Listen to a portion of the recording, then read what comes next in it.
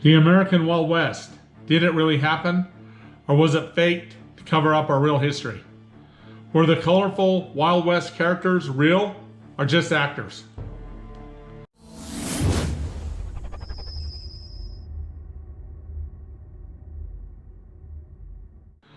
Let us start with Sitting Bull, the war chief that led the Sioux and Northern Cheyenne and Arapaho Indians in the famous battle against the U.S. cavalry, the Battle of Little Bighorn, also known as Custer's Last Stand. History teaches us that the Sioux war chief Sitting Bull had a prophetic vision in which he saw many dead U.S. soldiers as thick as grasshoppers dead inside a Lakota Indian camp. Sitting Bull and many of his followers took the vision as a foreshadowing of a great victory over the United States cavalry. Then in June 1876, Sitting Bull led 1,100 or more Indians against the 7th Cavalry that was led by General George Custer. Sitting Bull, along with his Indian braves, killed George Custer and all of his 210 men. The only survivor of the 7th Cavalry was Custer's horse.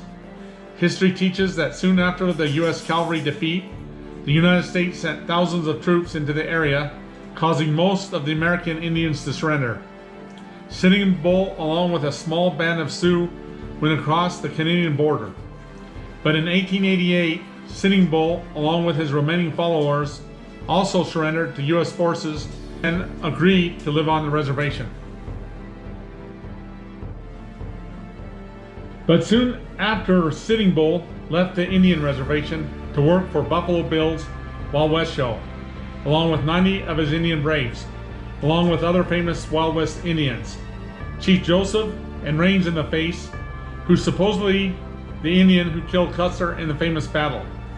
History states that the Wild West Indians got paid very well for the times, and many brought their families with them.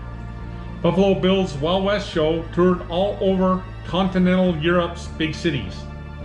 What I find very questionable about this is how these Wild West Indians went from hunting buffalo and other game on the wide open prairies and mountains of Montana and the Dakotas to the crowded cities of Europe, and the civilized domestic life so quickly and seemingly easily, and how they went from true Wild West Indians to professional entertainers who got money from paychecks and had to deal with time schedules and rehearsals, and also have to be in front of huge crowds of people acting.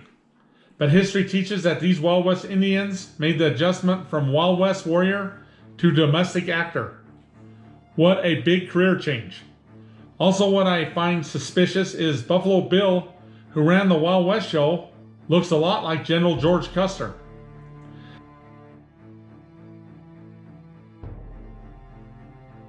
Now, let us go to this man, Geronimo, the most fearsome Wild West Indian of them all.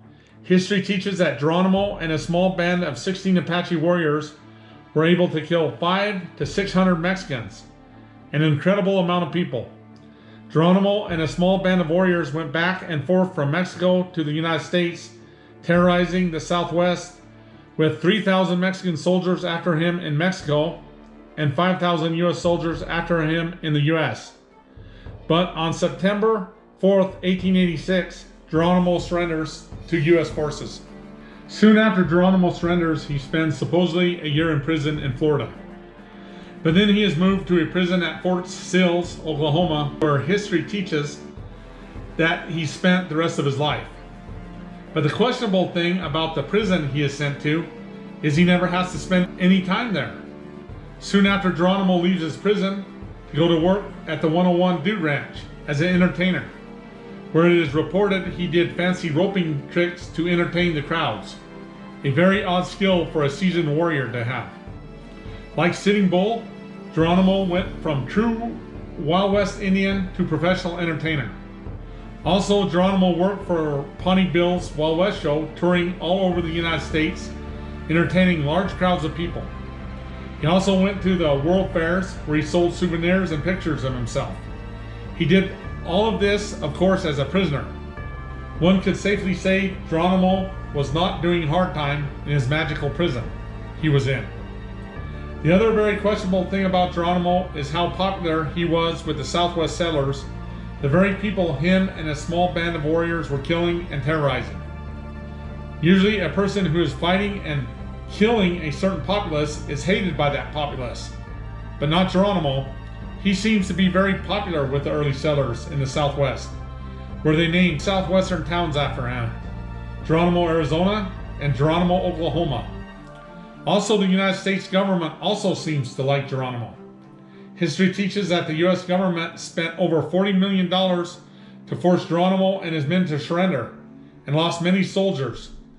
Geronimo and his men supposedly killed over 1,000 early settlers and cavalry. But despite this, the United States named a World War II Navy Liberty ship after Geronimo. One could say Geronimo was a beloved enemy. But it is not just the Wild West Indian war chiefs that make me question that the Wild West ever happened, but it is also the Wild West cowboys. Sheriff Wyatt Earp, who is famous for the gunfight at the OK Corral, worked in early Hollywood and was friends with early film stars John Wayne and Tom Mix, and famous movie producer John Ford. Like the old saying goes, birds of a feather flock together. Also, when Earp died at the age of 80, in 1929, his pallbearers were actors Tom Mix, William Hart, and playwright Wilson Mizner, and authors and diarists, not lawmen and cowboys. Again, birds of a feather.